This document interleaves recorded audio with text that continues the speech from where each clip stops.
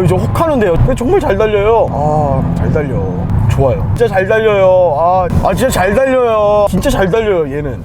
네, 오늘 저희가 시승할 차는 기아차의 K5입니다.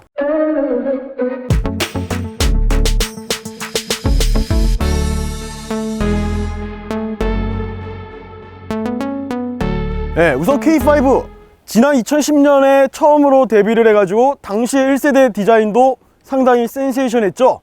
그리고 2세대 거쳐서 올해 풀체인지된 3세대 모델까지 나왔습니다.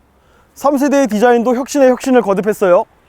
우선 좀처럼 요즘 들어서 기아 자동차의 디자인은 소비자들을 실망시키지 않고 있어요. 헤드램프부터 훨씬 더 스포티해지고 디테일을 더했습니다. 측면에서 보면은 바이탈 사인이라고 부르는 심장박동 있잖아요. 그러한 바이탈 사인이라 불리는 V자 형태가 보닛을 타고 올라가고 있어요. 그리고 라디에이터 그릴 역시도 샤크 스킨이라고 해가지고 뭐 우리말로 하면은 상어의 피부라고 해야 될까, 상어 껍질 같은 느낌으로 해가지고 조금 더 격자 무늬를 강화를 했습니다. 외관 디자인은 더욱더 스포티함을 더했어요. 측면에서 딱 보여지는 느낌은 이 차도 달리기 위해서 만든 차다. 트렁크가 공간이 차지하는 면적이 이거밖에 안 돼요. 이 정도밖에 안 돼요. 대신 유리가 차지하는 면이 훨씬 많죠. 그리고 깎아진 다 직선, 딱 직선 형태 90도 형태의 패스트백 디자인인데, 그렇다고 해서 트렁크가 좁은 건 아니에요. 또 이렇게 버튼을 누르면은 이거 짐들이 많네. 이 짐이 많은데 여튼 그래가지고 트렁크의 공간도 넉넉히 확보를 했습니다. 그런데 이러한 패스트백 디자인 같은 경우는 실내 공간을 확보하는데 불리할 수밖에 없어요. 왜냐면 뒤쪽을 애초에 적게 뽑았으니까. 근데 K5는 휠베이스를 늘림으로써 내부 공간도 상당히 많이 확보를 했습니다. 그래가지고 이런 차를 딱 보면은 그냥 이 차는 약간 설계 자체가 되게 스포티하게 만들어졌구나 라는 느낌이 들고요. 휠 역시도 18인치 피렐리 휠을 순정으로 적용을 했습니다. 그래서 이렇게 디자인적으로도 상당히 스포티하고 디테일을 더한 K5 3세대인데 실제로 주행은 어떨지 그거는 저희가 직접 지금 또 주행을 통해 가지고 한번 체크를 해보도록 하겠습니다. 우선 저희가 오늘 시승하는 차는 1.6L 터보 엔진을 단 K5입니다. 마력은 180마력. 처음부터 느껴지는 첫 느낌은 딱 그거예요. 차가 상당히 무거운 느낌이 들어요. 안 나간다 이런 얘기가 아니라 밟아도 차가 무게감 있게 쫙 나가요. 이게 약간 과장을 하자면은 차가 좀 붙어서 가는 느낌이 강하게 듭니다. 이게 차에 무게감이 있다 보니까 차가 고속을 밟아도 조금 지금 속도가 100이에요 했는데도 전혀 좀 이렇게 불안감이라든지 차체 흔들림 같은 거는 거의 안 느껴집니다.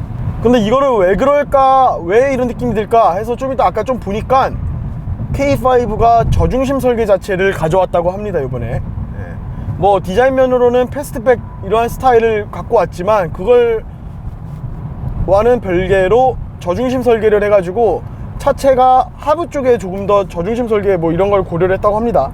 그래서 그런지는 몰라도 차 자체가 뭔가 안정감 있게 흔들림 없이 나아가는 느낌이 우선 초반에는 드네요. 스포츠로 한번 달려보도록 할게요.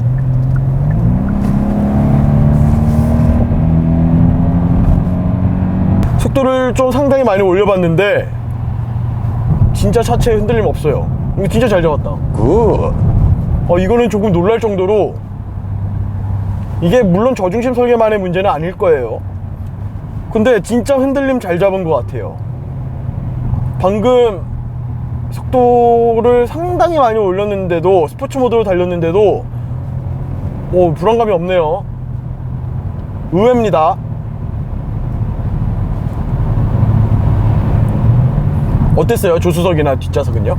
진짜 얼마 속도가 얼마 체감이 안 느껴졌다. 그렇죠. 지금 옆에 계신 선배도 속도 제가 밟은 것만큼의 체감이 안 느껴질 정도로 안정감이 있다고 말씀을 해주시네요. 근데 진짜 놀랍네요. 막 이 스포츠 모드에 이제 엔진 돌아가는 음성이 뭔가 다이나믹하고 이런 음성은 아니에요. 그냥 뿡 하는 소리인데 소리만 이렇지 달리는 거는 잘 달려요. 스포츠 모드 같아요. 확실하게 구분이 되긴 하네요.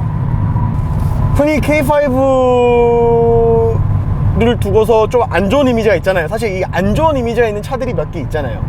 근데 그중 하나가 K5가 안 좋은 이미지가 좀 있는 차잖아요. 그런데 이렇게 잘 달리면은, 그리고 이렇게 안정적으로 잘 달리면은 그 이미지가 또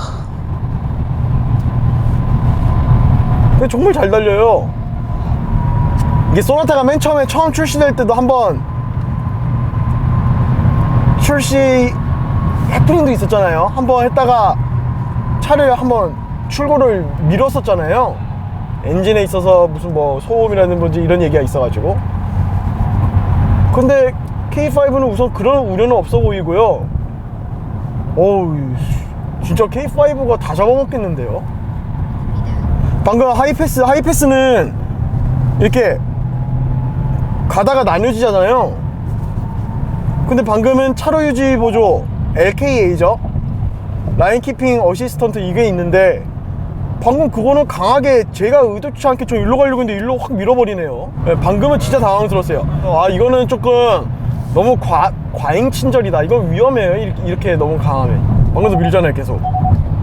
약간 이게 이게 나도 막 그 어렸을 때 자석 가지고 놀 때 있잖아요. 자석 가지고 놀 때 N극과 S극을 두면은 서로 미세하게 밀어버리잖아요. 약간 그 느낌이에요. 변속 구간에서 이질감도 뭐 없지. 네. 조수석에도 안 느껴지지 않아요? 조수석에서도 뭐 인터벌이라는 그런 거 안 느껴지죠? 없어. 아, 진짜 잘 달려요. 아, 진짜.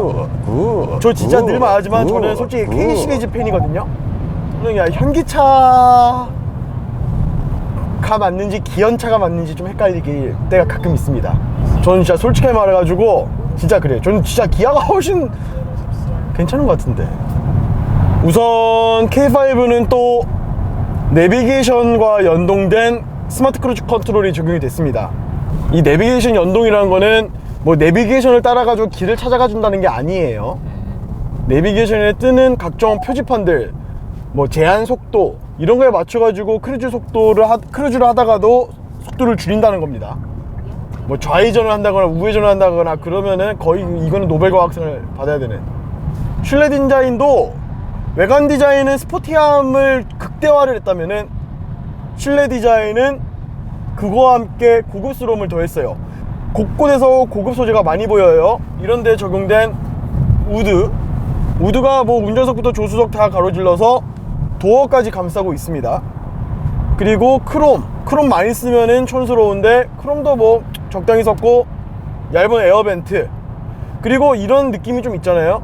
이게 이 가운데 센터페시아가 운전자를 바라보고 있어요. 그러니까 운전자를 이렇게 감싸고 있는 듯한 느낌인데 이거 자체도 스포티함을 살리기 위한 하나의 디자인적인 요소가 아닌가 싶습니다. 그런 느낌이 강해요. K5의 앞에 라디에이터 그릴 자체도 샤크 스킨이라고 해가지고 상어 이 껍질에서 차용을 했다고 하는데, 그러한 약간 뭐 다이내믹하고 그러한 디자인적인 포인트 부분들이 실내에서도 보여요. 이러한 부분 있잖아요. 에어벤트의 이러한 오돌도돌한 부분 역시도 뭔가 주변의 곳곳에서 디자인적인 포인트를 주려고 했던 그러한 모습이 보여요.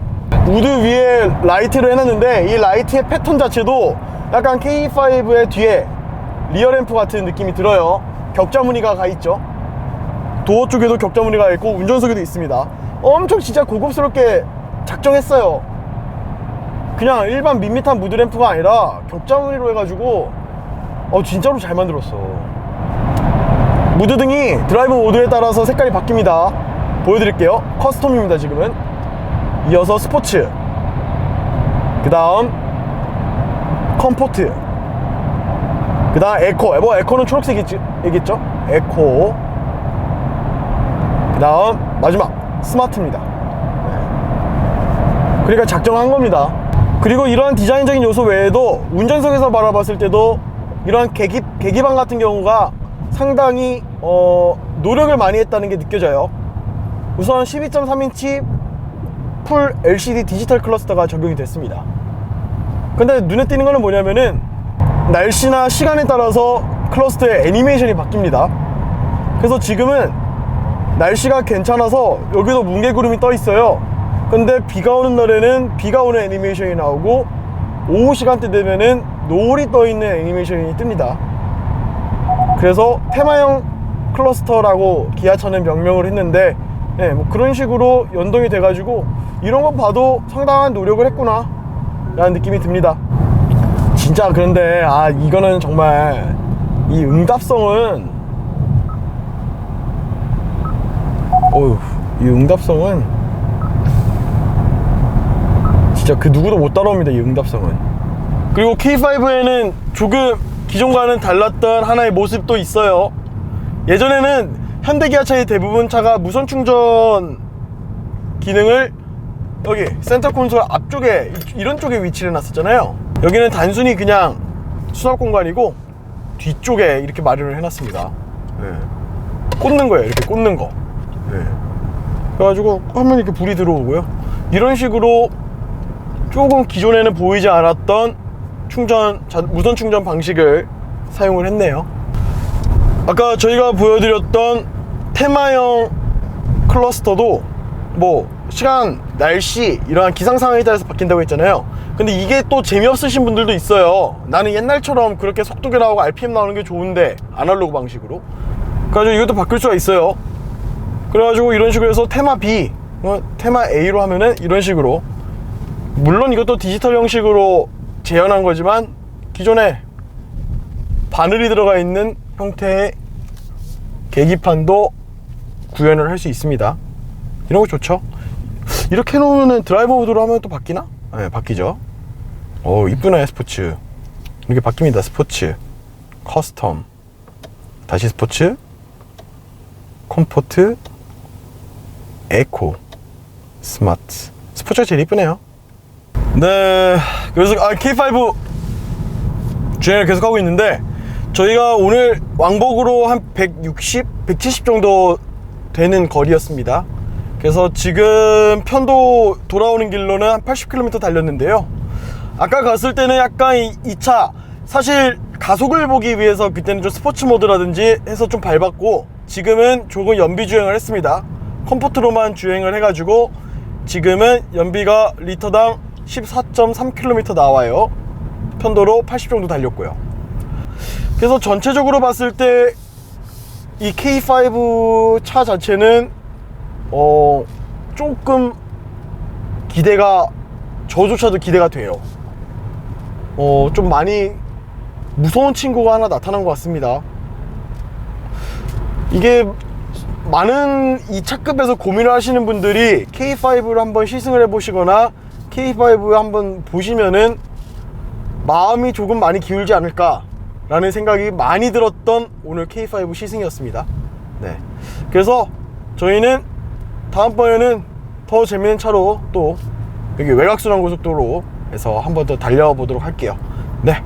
K5 시승은 여기까지 하겠습니다. 예. 아서맨 좋아요, 구독하기